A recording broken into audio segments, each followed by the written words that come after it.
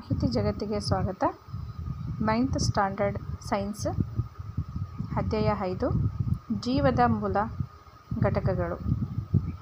ಜೀವಕೋಶವನ್ನು ಕಂಡುಹಿಡಿದ ವಿಜ್ಞಾನಿ ಯಾರು? ಜೀವಕೋಶವನ್ನು ಕಂಡುಹಿಡಿದ ವಿಜ್ಞಾನಿ ರಾಬರ್ಟ್ ಹುಕ್.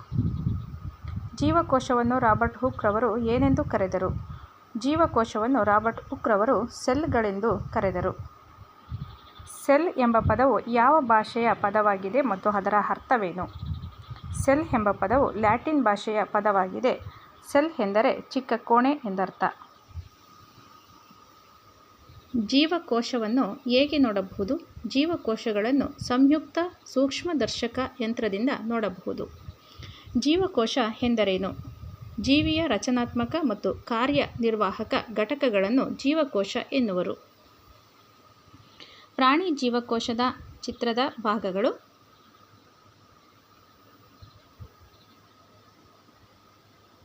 ತಂತಿಯಂಥ ಸೈಟೋಸ್ಕೆಲಿಟನ್, ಸಣ್ಣ ಪೊರೆಯಂತಹ ಕೋಶಗಳು, ನಯವಾದ ಎಂಡೋಪ್ಲಾಸ್ಮಿಕ್ ಜಾಲ ರಚನೆ, ರೈಬೋಸೋಮ್ಗಳು, ಬೀಜಕಣ, ಬೀಜಕಣದ ರಂಧ್ರ, ಬೀಜಕಣದ ಹೊದಿಕೆ, ಕೇಂದ್ರ ಬೀಜಕಣಗಳು, ಒರಟು ಎಂಡೋಪ್ಲಾಸ್ಮಿಕ್ ಜಾಲ ರಚನೆ, ಗಾಲ್ಗಿ ಕಾಯ, ಗಾಲ್ಗಿ ಜೀವಕೋಶಗಳು, ಕೋಶರಸ, ಮೈಟೊಕಾಂಡ್ರಿಯಾ, ರೈಬೋಸೋಮ್,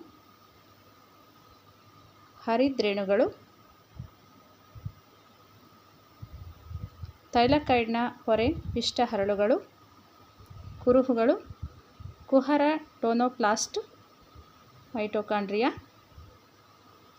ಪ್ಲಾಸ್ಮಾಡೆಸ್ಮಾಟಾ, ಪ್ಲಾಸ್ಮಾ ಪೊರೆ, ಕೋಶಭಿತ್ತಿ.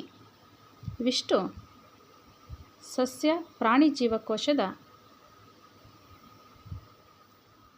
ಚಿತ್ರದ ರಚನೆಯ ಭಾಗಗಳು.